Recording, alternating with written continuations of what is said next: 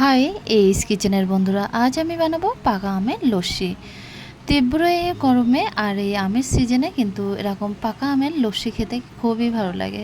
তাহলে চলুন সরাসরি রেসিপিতে যাওয়া যাক। পাকা আমের লস্যি করার জন্য এখানে আমি দুটো পাকা আম নিয়েছি আর নিয়েছি 500 টক দই, আর সাথে নিয়ে নিচ্ছি বেশ কিছুটা কাজু বাদাম, পেস্তা বাদাম। প্রথমে আমটা কেটে নেব। দেখুন, আমের মুখটা এরকমভাবে বাদ দিয়ে নিয়ে আমি আমটা কেটে নিচ্ছি।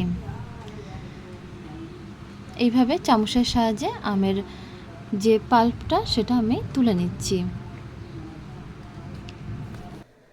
এরপরে পাল্পটা একটা ব্লেন্ডার জারের মধ্যে দিলাম, দিয়ে দিচ্ছি 2 চামচ মতো সুগার পাউডার আর 1 টুকরো লেবুর রস দিয়ে বেশ ভালোভাবে ব্লেন্ড করে নেব। দেখুন, খুব সুন্দর একটা মিহি পেস্ট হয়ে গেছে।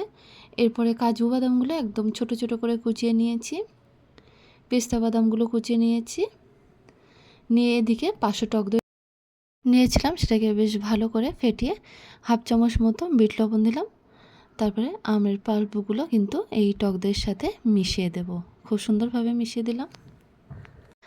এরপরে দিয়ে দিচ্ছি 1/2 চামচ গরম মশলার পাউডার, দিয়ে আবারও বেশ ভালোভাবে মিক্সড করে নেব। দেখুন, খুব সুন্দরভাবে মিক্সড করে নিচ্ছি। এরপরে বেশ কিছুটা ঠান্ডা জল দিয়ে মিক্সড করে নিলাম। এরপরে কোচানো কাজু বাদাম এবং কোচানো পেস্তা বাদাম বেশ কিছুটা দিয়ে আবারও মিক্সড করে নেব। তৈরি হয়ে গেছে পাকা আমের লস্যি। এখন এগুলো সার্ভ করার পালা।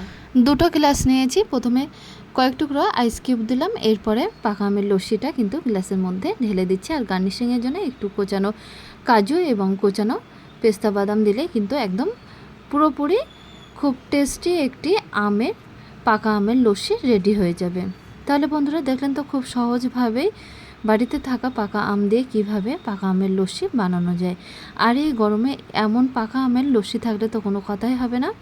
আর লাস্টে একটু দিয়ে দিচ্ছি কেশর। তাহলে চলুন বন্ধুরা, পাকা আমের লস্যি রেসিপিটা কেমন লাগলো অবশ্যই কমেন্টে জানাতে ভুলবেন না। আর আমাদের চ্যানেলটা যদি এখনও পর্যন্ত সাবস্ক্রাইব করে না থাকেন তাহলে সাবস্ক্রাইব করার জন্য অনুরোধ থাকলো।